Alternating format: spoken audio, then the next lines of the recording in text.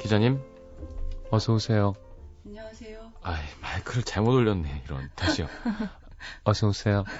안녕하세요. 예, 그겁니다. 어서 오십시오. 오늘 좀 이렇게 피곤해 보이세요. 예, 막 쓰다가 와가지고. 아, 기사 쓰시다가 오신 거예요? 예. 마감이. 예, 제가 좀 늦었어요. 시간 관리를 잘 못해가지고. 만약에 안 하면 어떻게 되나요? 마감을 지키지 않으면. 마감을 지키지 않으면은 펑크가 나죠.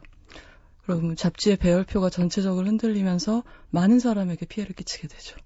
후반 작업을 하는 디자이너, 인쇄소, 일단은 편집팀부터 피해가 가고. 예. 많은 사람들에게 피해를 주면 어떻게 되나요? 많은 사람들에게 피해를 주면 빚을 지는 거죠. 빚을 좀 지면 어떻게 되나요? 전 그게 궁금해서 그래요.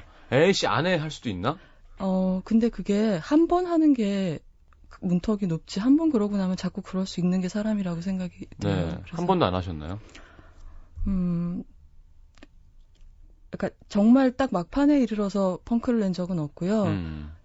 이틀 전에 이번 주에는 도저히 못할 것 같아. 없습니다. 배열표를 바꿔주세요라고 한 적은 딱 한 번 있어요. 야, 멋쟁이시네요. 근데 그러고 나서 굉장히 괴로웠어요. 이것이 어떤 징조인가 싶어서. 내리막길의 시작인가? 막 이러면서. 쉬운 일이 아니죠.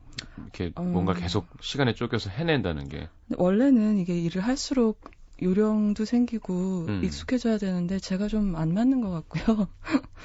그냥 일주일에 한 번씩 생각해요. 다른 기능이 있으면 좋을 텐데. 아, 그래서 저번에 술자리에 일 그만두고 영화 연기하고 싶으시다는 얘기 하시는 거예요?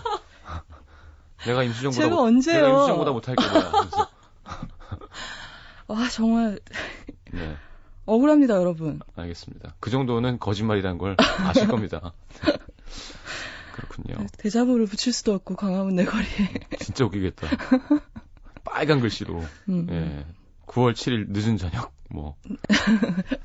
목격하신 분. 몇 학번. 누구는. 네.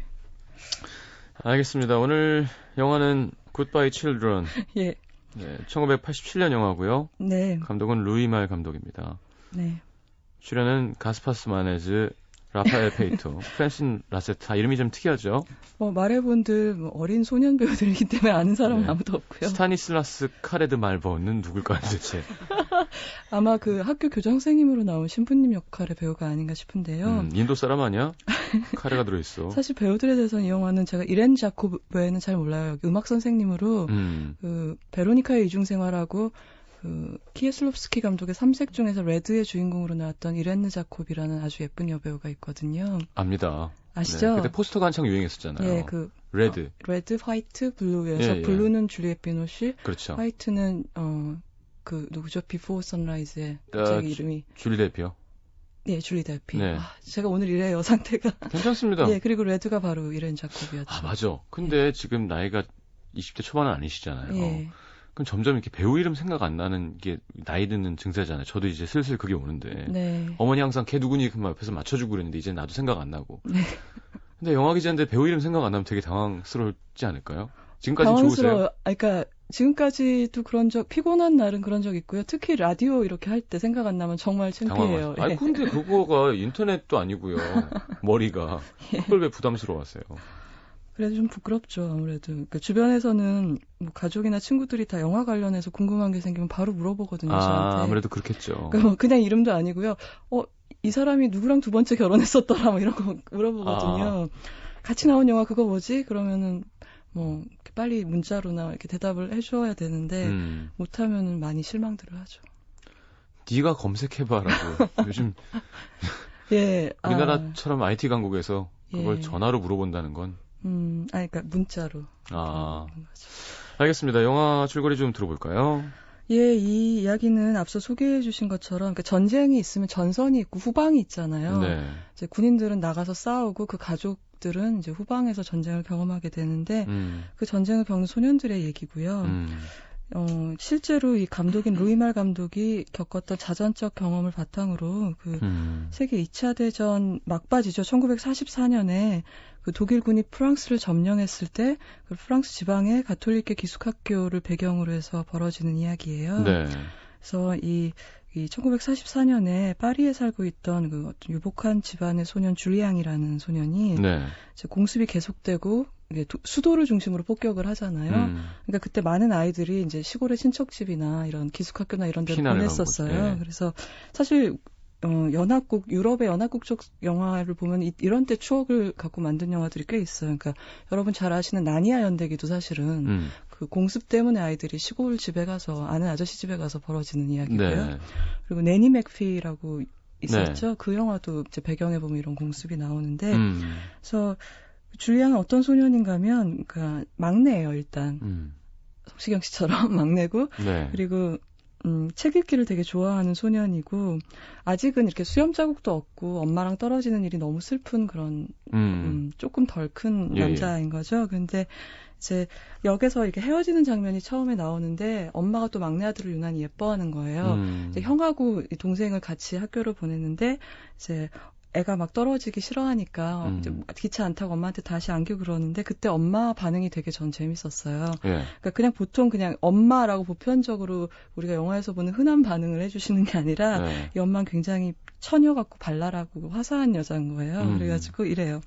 예, 엄마도 나도 남자애처럼 이렇게 옷을 입고서 너랑 어울리고 싶고 학교 가서 네 친구처럼 맨날 너를 보고 싶다 그렇게 얘기를 하거든요. 그러니까 소년으로 변장하고 아들이랑 같이 학교 가고 싶다고 그렇게 얘기하는 엄마인 거예요. 친구 같은. 네. 네. 근데 이제 뭐 결국은 떠나야죠. 그래서 학교로 가죠. 근데 엄마랑 있을 땐 이렇게 애기지만 학교에 가서 다른 남자 또래들하고 있으면 또 짐짓 이제 사나이다운 척하면서 센 척하면서 예 그러면서 뭐 그동안 읽은 책도 얘기하고 뭐 여자 얘기도 하고 그런 거죠. 선생님 욕도 하고. 근데 여러분이 영화를 보시면 흔히 나오는 그 기숙학교에 뭐라고 해야 되나요? 병원 입원실처럼 이렇게 큰 방에 사열 횡대로 양철태 프레임의 침대들이 쭉 늘어서 있는 그런 방들이 나와요. 그리고 뭐 남자애들만 있으니까 난리도 아니죠. 사실 아들 셋인 집이 동물원이라는 얘기를 들은 적이 있는데 네.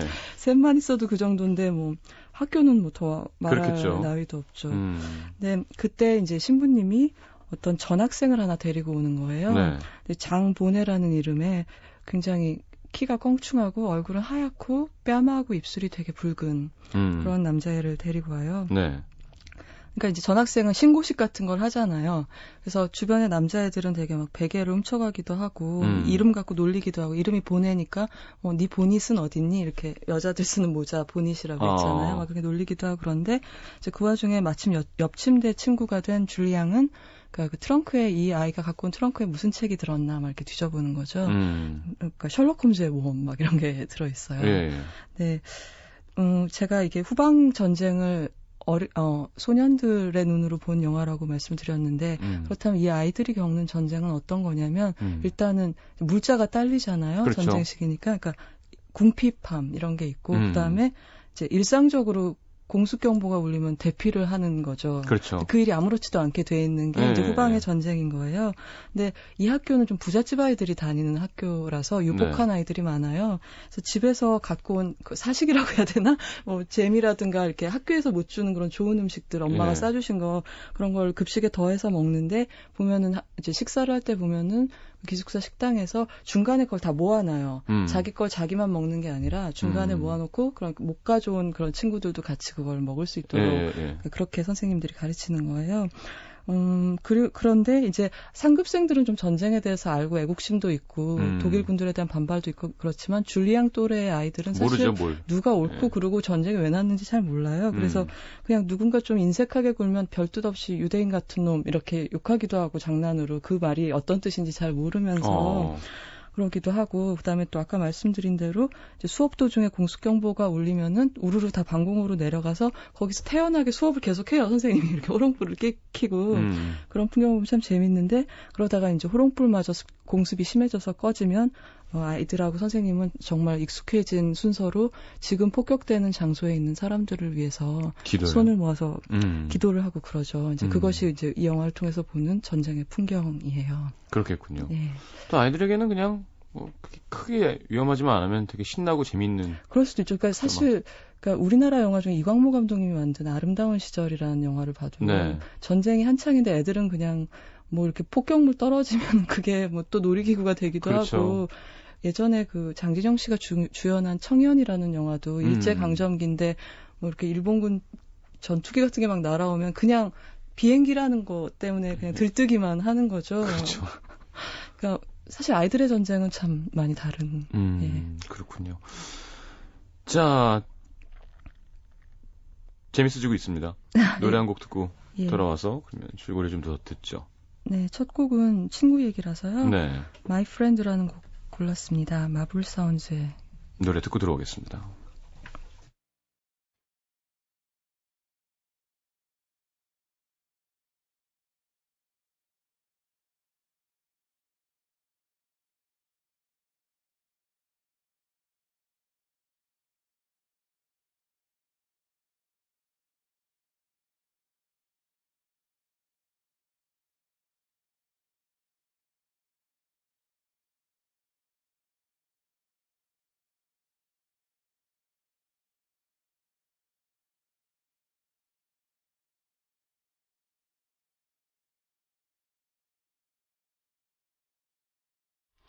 자, 마블 사운즈의 My Friend 함께 들었습니다. 그리하여 보네란 친구랑 줄리앙이랑 관계가 이제 형성이 돼야겠죠. 근데 줄리앙이 자꾸 장한테 눈길이 가는 거예요.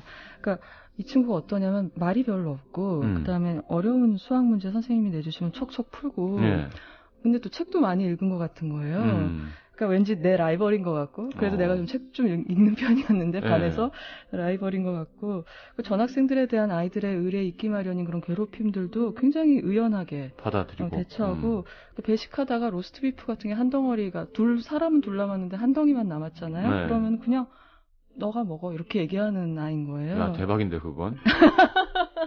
저한테는 가장 센 건 것 같아요. 지금까지 얘기에 굉장히 무감동하게 듣고 계시다가 로스트 비프에서 눈을 빛내시며 약간 지금 식탐대왕으로 캐릭터가 잡혀가고 있는 것 같아요. 그렇군요. 네. 안팎으로. 네.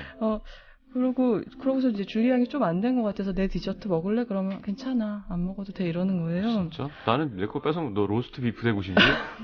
이럴 것 같은데. 그렇군요. 그냥 쿨하게. 그러니까 얘가 여러모로 참 신경 쓰이는 녀석이네 싶은 거예요.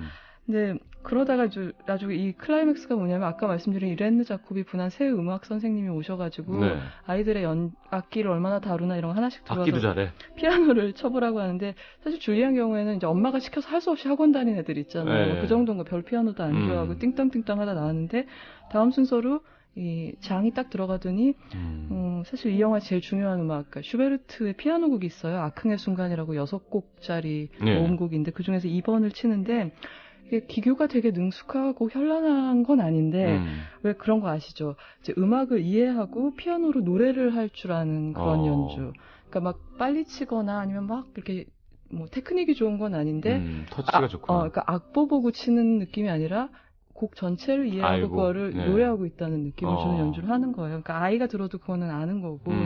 그래서 사실 세미나니까 아부쟁이 이렇게 앞에서는 욕해놓고 이제 점점 더 관심이 가는 거죠. 그리고 그 자기 얘기 별로 하지 않는 이 친구에 대해서 이제 비밀이 있다는 사실을 직감하게 되는 거예요. 근데 둘이 우정이 깊어지는 데는 보통 좀 비일상적인 경험을 같이 하는 게 되게 어린 시절에 중요하잖아요. 그렇죠. 같이 뭐 길을 잃어버린다거나 아니면 어디 먼데 같이 갔다 온다거나 그렇죠. 이런 건데 그런 일이 마침 생겨요. 그래서 이제 보이스카우트 옷을 입고 하이킹을 산에 갔는데 이제 갔다가 둘이 숲에서 길을 잃어서 허둥대다가 이제 독일군 트럭에 실려서 학교로 돌아오는 일이 생겨요. 그래서 막 친구들이 야 어떻게 된 거야 막 그러니까 그래서 멧돼지 한 마리 만났는데 뭐 멧돼지 50마리 만났다고 거짓말하고 그리고 막 총질을 막 했었다 그 군인들이 우리한테 막 이런 식으로 위용담을 늘어놓고 이런 경험을 하면서. 근데 어떻게 독일군의 차를 타고 돌아올 수 있죠? 그러니까 독일 점령기잖아요. 점령기예요 지금. 예, 그러니까 44년이니까 독일군들이 파리를 점령하고 있고 꼭두각시 정권이 프랑스인 정권도 이제 독일군의 꼭두각시 정권이 이제 지배를 하고 있는 거죠. 그러니까 프랑스 공무원들이 유태인들 색출하러 레스토랑 같은데 검문을 다니고 프랑스인인데도 왜냐하면 독일군이 그 뒤에 조종을 하고 있기 때문에 그런 시대인 거예요. 근데 이제 순찰을 돌다가 이제 학교 아이들이 어디서 길을 잃었으니까 이제 데려다 주는 거죠. 독일군이. 나쁜 놈들.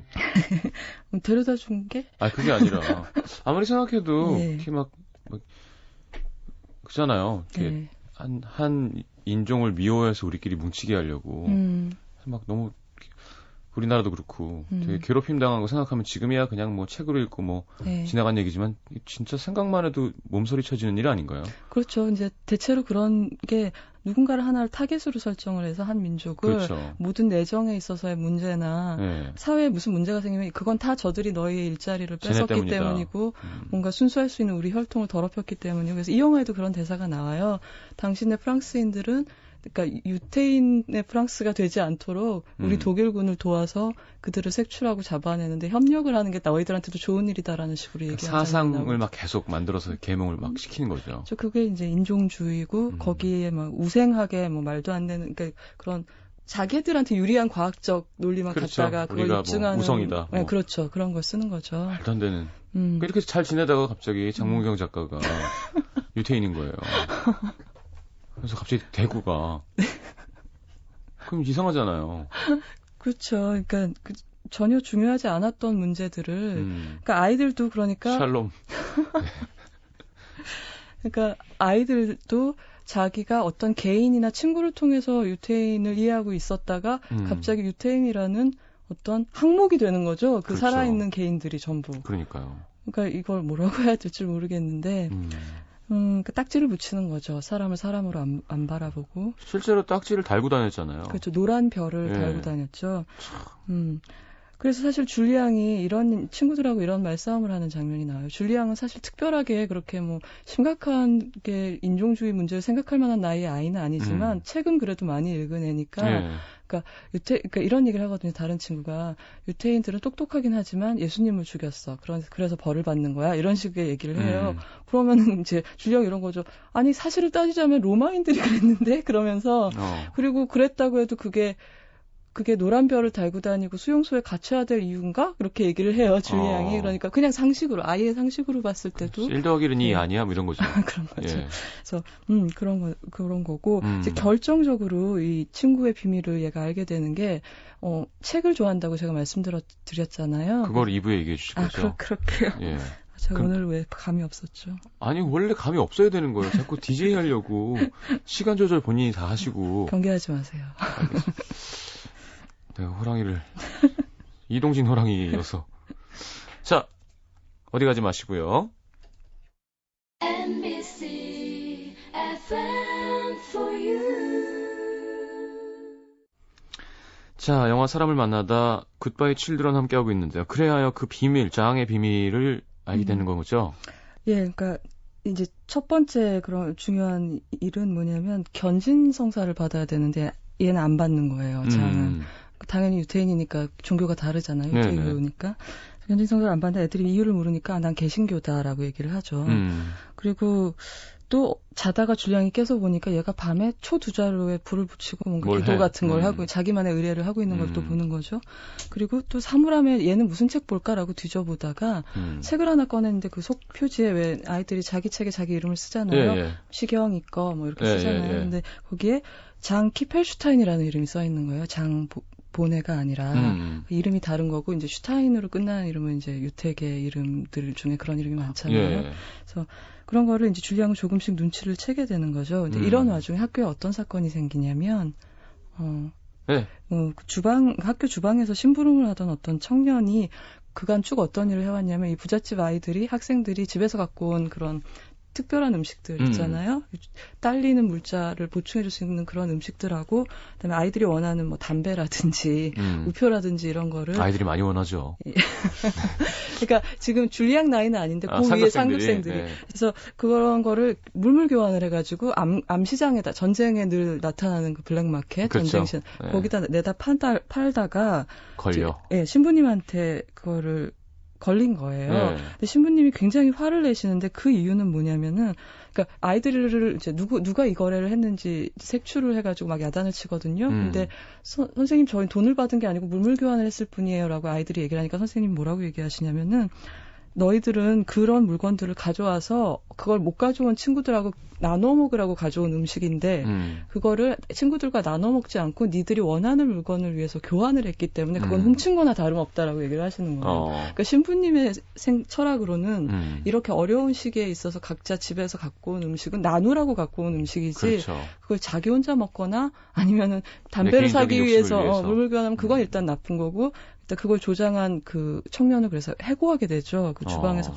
근데 이 청년이 앙심을 품게 되고 자신의 해고에 대해서 그래서 신부님들이 이 학교에 유태인 학생들을 숨겨주고 있다는 것을 게슈타포에게 밀고를 하게 됩니다. 게슈타포 이름도 참 잔인해요 벌써. 그러니까 이게 어감이 원래 그런 건지 우리가 이미지가 있어서 그런 건지 모르겠는데 게슈타포하면 막 침이 막 튀면서 게슈타포 뭔가 되게 쏠 것 같고. 그러니까 막 그죠? 막 분노가 솟아나지 않나요?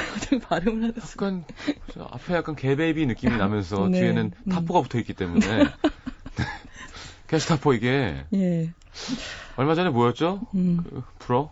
엄친쌍딸. 뭐요? 엄친딸 이 쌍둥이래요. 괴롭힌데 자기를. 그 줄임말이 엄친쌍딸. 제가 만들었는데 되게 부러웠더라고요. 그러네요. 엄친쌍딸. 베이커리에서 있는 빵 이런 것 같기도 하고. 엄친쌍딸. 예. 왠지 딸기가 얹어 있을 것 같아요. 그러니까 라즈베리 햄 같은 그런 느낌인데요. 잘 받아주세요 요즘에는. 많이 내려오셨어요.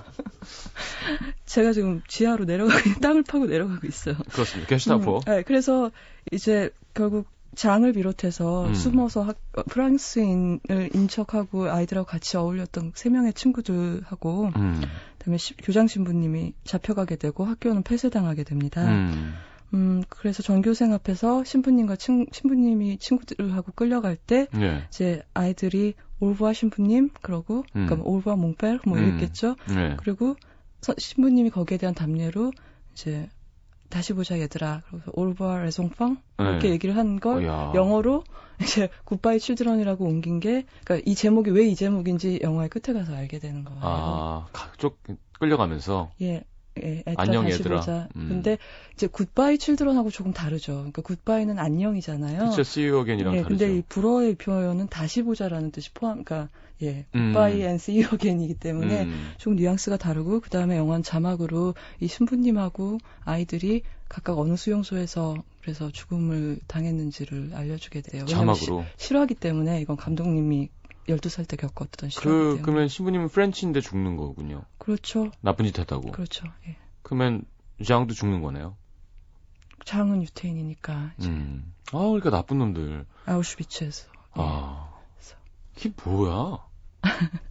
근데 사실 이게 멀리 갈 것도 없어요. 우리나라가 얼마나 이게 모르겠어요. 우리 때는 그나마 전 79년생이니까 좀 셌던 것 같은데 요즘 교육은 어떤지 모르겠지만 이게 자료 제가 얘기했나요? 어떤 신문사에서 옛날 사진들 기록된 거 뭐 이렇게 구독 오래 했다고 기념으로 주는 사진집 100년사 이런 걸 받았는데 정말 짜증나더라고요. 그러니까 막 쌀 갖고 가는 거랑 그렇죠. 나무 벌목해갖고 그러니까 아예 그냥 뭐 금속들도 다 가져. 쑥대밭을 만들어 놓으면서 또 그냥 가지. 이렇게 다 막 다시 회생할 수 없게 만들어 놓고 가는 진짜 나쁜 심보고 그 안에서 어떻게 살았을까 싶기도 하고 되게 많은 생각을 하게 되더라고요. 심지어 예를 들어 그런 상황이 오면 나는 어떻게 할까? 나는 정말로 거기서 내 목을 가져가세요 만세라고 할 수 있을까? 우리 가족이 달려있고 한다면 그러니까 그렇게 함부로 막 이야기할 수 있는 부분들이 아닌 것 같아요. 맞아요. 그거는 항상 저도 어렸을 때부터 소설 읽거나 영화를 보면은 자꾸 나를 그 상황에 집어넣고. 그러니까 다시는 그런 일이 있어서는 안 되고 예비군 훈련 갔다든가. 왜 갑자기? 우리 주권이 얼마나 우리 영토. 지금 그런 묻은 거예요? 아니 중요합니다 진짜. 이거 나라가 힘이 없어서 절대로 뺏기면 안 돼. 한 번 뺏겨봤으면. 그죠 뭐 어디서 읽은 것 같은데 하여튼 한 번 뺏겨봤으면 절대로 뺏기면 안 된다고. 그래서 사실 이 홀로코스트 영화가 굉장히 많아요. 그러니까 영화에서 가장 많이 다뤄진 소재 중에 소재가 1차 대전하고 2차 대전이에요. 그렇겠죠. 통계를 내보면. 그러니까 그게 멜로드라마건 전쟁 영화건 뭐건 간에 굉장히 왜냐하면 영화는 20세기에 주로 만들어졌기 때문에 그게 가장 강력한 기억이었던 거죠. 서구에서는. 그래서 홀로코스트 영화도 굉장히 다양한 종류가 있는데 뭐 아우슈비츠를 다룬 다큐멘터리도 있고 뭐 인생은 아름다워처럼 극영화들도 있고 장피에르 멜빌 같은 프랑스의 거장이 만든 레지스탕스 영화들 그렇죠. 암흑의 군단 같은 영화 굉장히 훌륭한 영화가 있거든요. 근데 그중에 한 가지 특이한 케이스는 쇼와라는 다큐멘터리가 있어요. 네. 유명한 홀로코스트 다큐멘터리가 있는데 이제 클로드 란츠만이라는 감독이 연출을 했는데요. 이분은 특이하게도 현재 우리에게 남아있는 그 아우슈비츠나 홀로코스트의 자료 화면을 하나도 쓰지 않았어요. 왜냐하면 그거는 그러니까 정상적인 인류사의 영역에 속하지 않기 때문에 나한테 가령 누가 아우슈비츠를 풀로 찍은 필름을 주더라도 나는 그걸 내 영화에 포함시킬 수가 없다라고 얘기를 하면서 오로지 남아있는 사람들의 현재적 증언만을 갖고 홀로코스트 다큐멘터리를 만들었어요. 그러니까 그건 말하자면 그분이 선택한 영화적인 윤리인 거죠. 그래서 굉장히 그러니까 이런 다양한 영화 중에서도 굿바이 칠드런 같은 경우에는 그러니까 그런 개인의 역사에 얼마나 그 역사의 격동이 개인의 삶에 어떤 식으로 침민되는가를 그렇죠. 보여주는. 그러니까 근데 특징적인 건 자기 경험을 다룬 영화임에도 절대로 센티멘탈해지지 않고 울거나 영화 속에서 그러지 않고 몇 개월간의 그 유년기의 시간을 되게 담담하게 그렇지만 그 담담한 영화를 보고 나면 우리가 이 기억이 이 감독님의 평생을 지배했구나. 그래서 이렇게 노년에 이르러서 이 영화를 끝내 만들고야 말았구나라는 걸 느낄 수가 있어요. 영화를 보고 나면. 그렇군요. 예. 그리고 이제 대처하는 방법도 참 중요한 것 같아요. 네. 왜냐하면 뭐 저희 매형이 독일 전체인을 대표하진 않겠지만 네. 그런 얘기를 되게 많이 물어봤거든요. 어떻게 네. 생각하느냐고. 독일은 정말 엄격하게 반성하고 근데, 있죠. 근데 그런 얘기 하는 것 자체를 상당히 괴로워하더라고요. 그러니까 네. 전체적으로 얼마나 큰 잘못을 저질렀는지에 대한 반성이 다 교육이 돼 있기 때문에 그 얘기만 나오면 이제 좀 그런데요, 진짜로. 그러니까 예, 맞아요. 여러 미국에서 공부하면 얼마나 많은 민족들이 모이겠어요. 그러면 그런 얘기를 하면 벌써 약간 주눅이 든다 그래야 되나? 그러니까 거기서부터 벌써 지고 들어가는 거라는 생각을 갖고 있으니까 되려 이렇게 우리는 뭐 이제 처남 매형이니까 얘기했지만 그 정도로 되게 심각하게 네.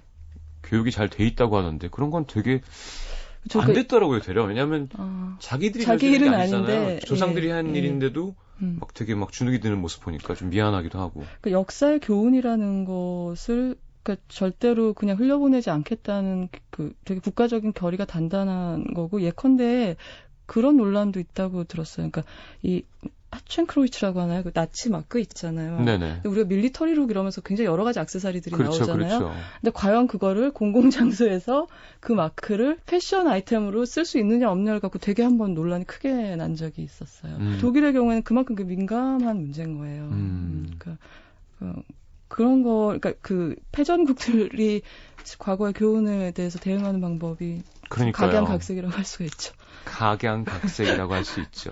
네. 각양각색이라고요. 기사 나는 거 아니야? 성시경 각양각색 하면서 또 일침. 일침 전문. 뭐 침술가 같아, 침술가. 다음엔 봉침으로. 네, 어딜 찔러드릴까요? 예, 여기 좀 많아요. 여기 아픈데 많아요. 근데 어떻게 하죠? 제 침은 말로 하는 침이기 때문에. 캐릭터 얘기할까요? 알겠습니다. 아니면 노래 듣고 올까요? 그래야 될 것 같아요. 예. 그게 좋겠죠? 네. 계속 이렇게 이거 어떻게? 프랑스 말 하기 있기 없기? 어쩔 수가 없어요. 프랑스 영화라서. 네. 근데 이 영화 속에는 이제 연주곡만 있어서요. 네. 비슷하게 소년들이 이렇게 나와서 같이 생활하는 학교를 배경으로 한 코러스라는 영화 오리지널 사운드 트랙 중에서 한 곡 합창곡을 골랐어요. 부아실똥쉐 네. 부아실똥쉐몽 이렇게 읽어야겠죠. 쉐몽. 그래서 그러니까 너의 길을 보아라, 뭐 see your way, 뭐 대충 이런 뜻인 것 같아요. 맞아, 부아르 동사. 예. 부아라. 저 다시 이거 네, 안 할 거예요. 안 할 거예요. 해보세요. 노래 들어요. 부아실똥쉐맹. 쉐몽. 쉐몽? 네, 쉐몽. 아이엔도 앙이었던가? 약간 그런 쉐맹 내지 쉐몽인 것 같아. 또 창피하다. 잘하셨어요. 창피하다. 창피하다 웃긴다. 창피하다. 자, 노래 듣고 돌아오겠습니다.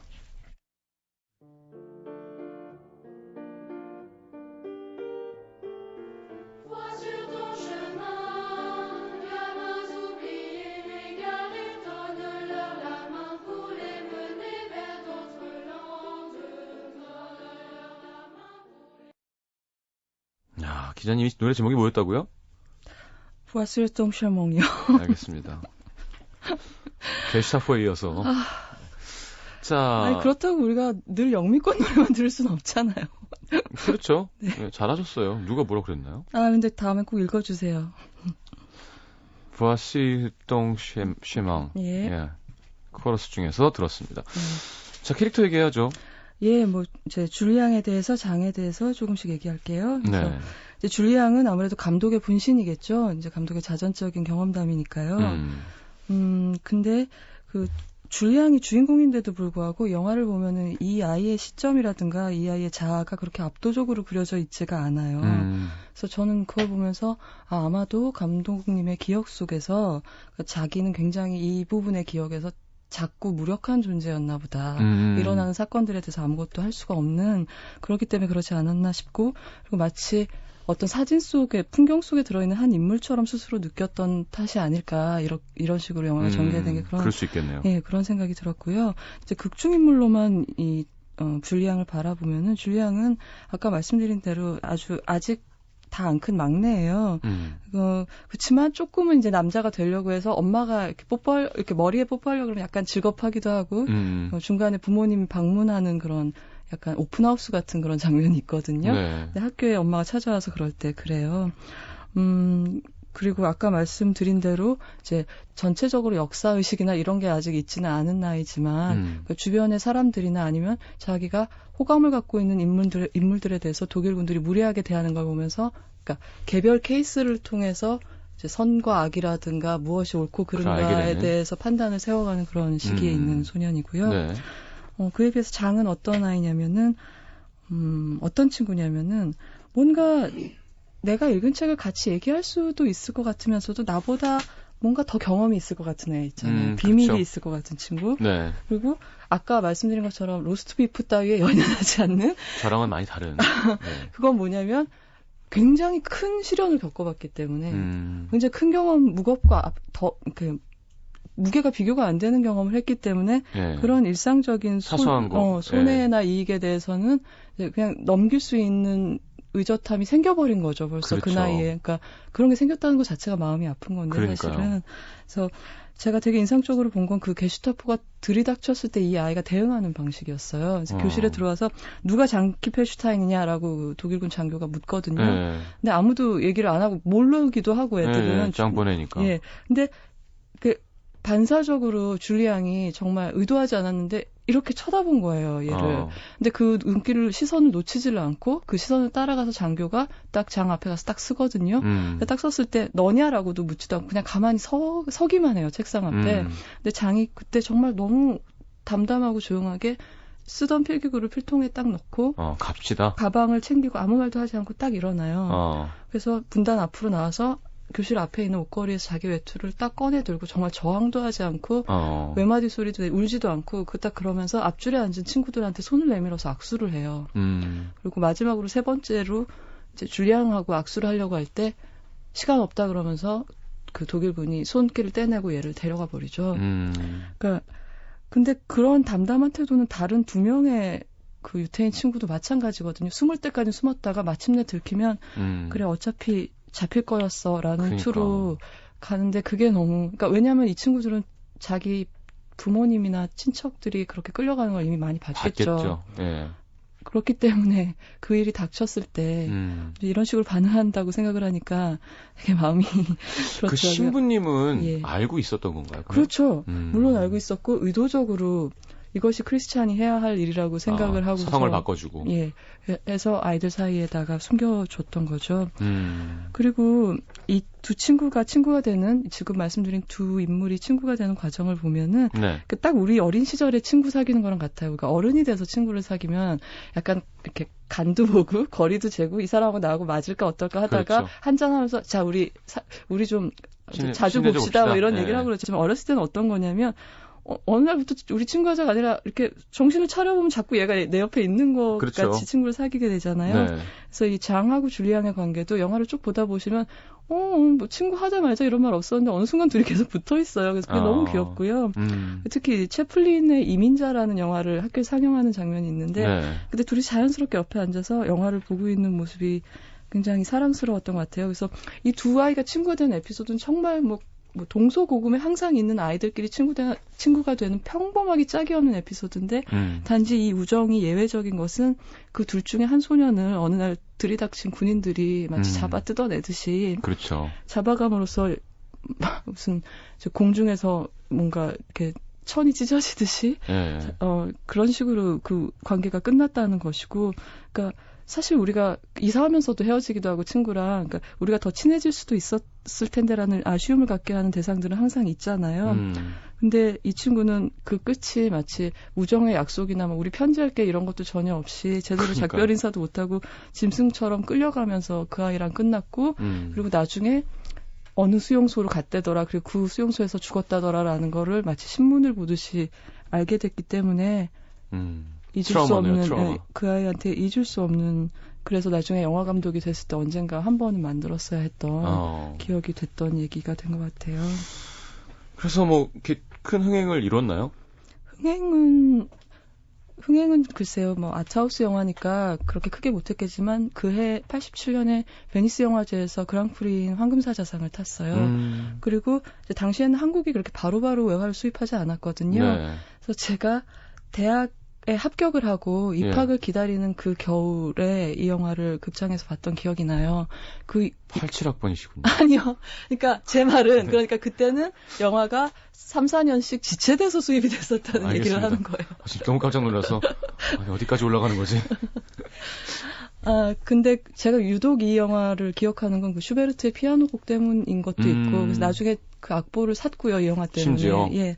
그리고 그러니까 그 대학 합격하고 그 새 생활이 시작되길 기다리는 그 시간이 인생에서 처음으로 항상 뭔가를 이렇게 준비하면서 달려가다가 나를 위해서 세상이 멈춰준 것 같은 겨울이었거든요. 네. 다들 그러실 것 같아요. 그 고등학교 졸업하고 뭐 직장을 가든 그 대학을 가든 그 사이에 주어지는 그 유예 기간 있잖아요. 그렇죠. 이제 시작된다 하기 전에. 예, 그래서 그 당시에 본 책, 영화 이런 것들은 유난히 진하게 남아있는. 아르바이트 해다르지 않았나요, 그때? 1학년 여름방학부터 했어요, 아르바이트. 예. 그 관악구에 있는 커피숍에서. 예. 알겠습니다. 이거 기분이 이상할 것 같아요. 진짜 아까 말씀하신 대로. 네. 그냥 헤어짐이 주는 그 어떤 무거움의 정도가 너무 다른 거잖아요. 그냥 이별하는 게 영화에서 나와도 이렇게 언제 다시 만날 수 있을까 저 둘이 막 이런 짠한 게 있는데 이건 그냥 끌고 가서 죽이면 그러니까 너는 나의 베프야 뭐 이런 장면도 없어요. 그냥 그냥 뜯겨 나간 거죠, 그냥. 그러니까요. 근데 그 친구가 이제 어떤 많은 걸 같이 한 친구보다 잊을 수가 없는 거죠. 왜냐하면 그 친구는 12살인 채로 멈춰 있으니까. 자, 루이말 감독의 굿바이 칠드런 함께 했습니다. 자, 다음 주 영화는? 다음 주에는요, 네. 임권택 감독님의 춘향전을 하겠습니다. 갑자기 또 그쪽으로 마음이. 사실은 이제 다른 영화를 하나 하려다가 마음을 바꿨어요. 그렇군요. 예. 춘향전. 예, 춘향이 얘기를 하겠습니다. 알겠습니다.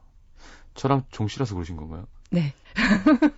좀 아시는 게 있을 것 같아서요. 성춘향? 예. 네, 전혀 아는 거 없고요. 가문에 내려오는 어떤 뒷얘기 없나요? 뭐라고요? 자, 보내드리면서 광고 듣고 니나 비달의 프레자일. 네. 예, 요즘 자주 듣고 있어요. 가을하고도 어울리고 해서. 프레자일 하신가요? 네. 알겠습니다. 자, 저는 3부에 다시 올 거고요. 오늘 감사합니다. 안녕히 가십시오. 다음 주에 뵙겠습니다. 네.